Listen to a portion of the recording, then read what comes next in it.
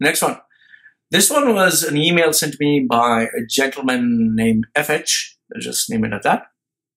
I just thought of sharing something with you. My close relative was working in the oil and gas, recently lost his job. He's working here for almost 15 years and was lucky enough to switch jobs in various companies without having to stay a single day at home without work. What is so disappointing is he never worked on a plan B or had an exit strategy in place. Now, this is what I tell people to always focus on.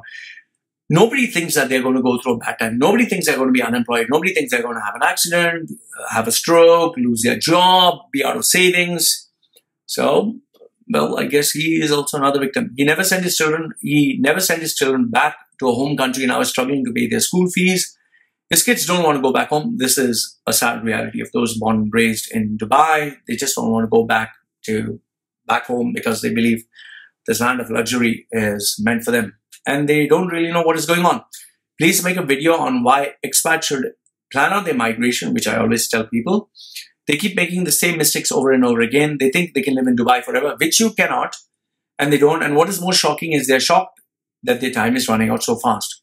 It's like they kept this door closed and never wanted to open it despite knowing that the door is right in front of them. I honestly don't understand how selfish expats can get here, don't save enough for the sake of their children's future. Please don't mention my name in your vlogs. Thanks. Like I tell you, it's not the case for everyone. Not everyone goes through a bad time. But when it does strike, it's going to come unannounced. Like they say in boxing, the most dangerous punch is the punch you never saw coming. The next one is, I would just call this person Ha, H-A, okay, whatever. And this person tells me the reality of the UAE sector. And this is what the email says. Hi, Loy, hope you're doing good. I came across the article in Gulf News. Sheikh Mohammed sets up a Dubai committee to streamline real estate development. So as for this article, it is a committee set up by Sheikh Mohammed to ensure balance between supply and demand. So what this person says was pretty intelligent, which I thought I should share with you. If you read it, it's all nice and dandy but what it really means, I think, well, you're right, is that the government of Dubai has finally realized that there are way too many real estate projects. Yes, you're right, which is backfiring on them.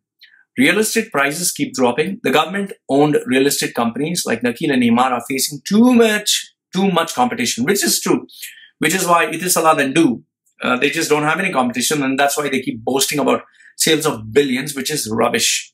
Okay, you don't have any competition and the whole market is meant for you, obviously you'll make money. So they set up these committees to actually prevent private developers from constructing any new projects. After all, the government owns the country and they can do whatever they want, which is very true. So as to promote and sell their own. So this is what the term streamlined real estate development means. Just a fancy way of saying no more licenses to construct. It sounds so much better. Obviously, it sounds so much better. It's a very positive article. Most of the media, newspapers are run by the ministry. So they want to make it sound perfect. So it sounds much more better than saying Sheikh Mohammed bans real estate developers from building more projects in order to sell its own. Very nice headline, I must say, my dear friend. I think this should have been the real headline. Very good headline. I think you should join a newspaper and start creating headlines. Yes, just my opinion. Cheers. Well, I totally agree with your opinion. All right, this next email that I received was the gentleman asking me about potential in Saudi. Okay, this is what it says. Dear Loy, greetings and wishes. It's been 2 years that I watch your videos regularly and highly regard your information that you give on the Middle East business and news. Highly appreciate it. Okay, way forward. What do you think that Saudi Arabia as a country is looking forward to diversify itself from oil and tourism? What to do to this region when there's a cash crunch everywhere and business are not doing well? Okay, my thoughts is Saudi under MBS is trying his best to change its image and rebrand itself. However, he's also at the same time putting himself in the spotlight by harming people like the Khashoggi murder, bullying reporters and media houses, and then also having competitions where he's saying that, oh, we're going to give the prize for journalism. So there's a clash. Yes, on one side, he is bringing in international celebrities like wrestling, international artists to perform on stages. Obviously, they should be covered, and trying to portray a modern side. But then again, remember, end of the day, Saudi is run under this extreme Saudi interpretation of Islam. End of the day, that's what trumps anything and everything else. It's run on Islam, the rules of Islam, or the interpretation of what they consider the pillars of Islam. And, you know, you can get jailed, you can get abused, and there is no international body that's going to come and save your ass if you get into trouble in Islam. For them, end of the day, the Saudi citizen, the Saudi local is superior. Saudi laws eclipse human rights and everything else, and they will still follow their barbaric, prehistoric method of dealing with situations the way they wish. So I would say that Saudi Arabia is trying very hard, but still nobody's convinced. It is just good for people who would like to make a quick buck and get out of there, and that's about it. So the next question is, will Saudi Arabia be able to attract tourists? Will their hotel industry do well? What do you think they'll be able to achieve the islands they're working on? Okay, there are many questions here. First is, will they be able to attract tourists? No. The only tourists they can attract are people who are Muslims who want to go to Mecca, Medina for pilgrimage. That's the only ones. Will the hotel industry do well? Yes.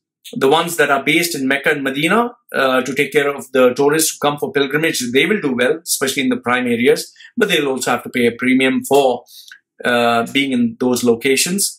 And what do you think they'll be able to achieve on the islands? Construction, yes, depending on the contracts that you sign. You'll make your money if you get the money fast in advance. But then again, the government, it's not predictable. If the government goes to a cash crunch, like the bombing that took place in the oil field, if they have a cash crunch, they'll not pay you. You can't take them to court. So unless, of course, you're making a quick buck and getting the fuck out, then I wouldn't recommend. So then he says, what do you think about family dependency, jobs in Saudi Arabia, exit re-entry fees, rising utility costs? Family life, there is none in Saudi Arabia. There's no entertainment. Jobs are on the decline, more importance to Saudi nationals. Entry, re-entry fees, those are very minuscule. Nobody's going to bother much about it. Utility costs, yes, it's rising high because now they're trying to move away from their dependency on oil. So then he says, your views and information regarding pertaining to the prosperity shall be requested. Keep this in mind. The entire world is like a network, and the Middle East is a very intertwined place. So if one country is not doing well, the other country will also suffer. And Saudi right now is only hyping itself, but it has got involved itself in too many wars, too many projects. It's, you know, kind of spreading itself too thin. They're working very hard. MBS is working very hard to rebrand Saudi's image, but he's failing miserably because nobody can get fooled today. The next email that I received was rather strange. This is from a gentleman who's based in Europe. He had a long letter. I'll just keep it very short. So he says, Bonjour, Monsieur Machedo. Very high-fi. Okay. I started to watch your channel in order to get some updated info on the real estate market in Dubai, also background information of UAE. Your channel proved to be quite reliable and a valuable source of information. Therefore, my best thanks to you about this. But, please, Mr. Machedo, your language, your vocabulary, and your choice of words, please watch your words. Please do not use F dash dash dash dash, F dash dash, SHI dash dash, and A dash dash dash, because these are words that do not make your message stronger, but instead only will appear as uneducated. Please, instead of use Latin words like asshole, liquor, like carpes naturam, oh my God, that right, linguidi esinum, bovis strikos, instead of bull, whatever, use bovis strikos. Or use expressions like son of a monkey, son of a motherless goat, holy cow, son of a mother trucker, oh my gosh, oh my goodness, peanut butter, oh jelly, drat, oh man, oh dear, hop knocker, Pokemon, what the frog, go lick a duck, I don't give a Donald Duck. That's a very smart and innovative way, whatever the duck you said, okay?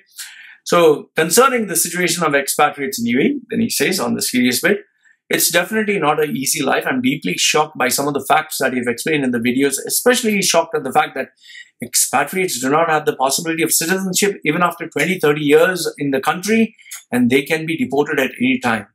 So then he offers also an alternative where he says migration to Latvia, within the UK, if you have a business of 50,000 euros, you have a good chance of getting a citizenship.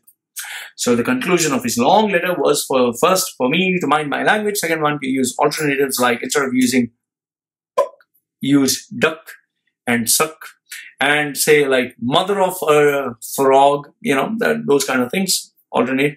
And what was that? Instead of saying bull, she, to say bovis tricus. That's a very nice name. Bovis. What the bovis tricus?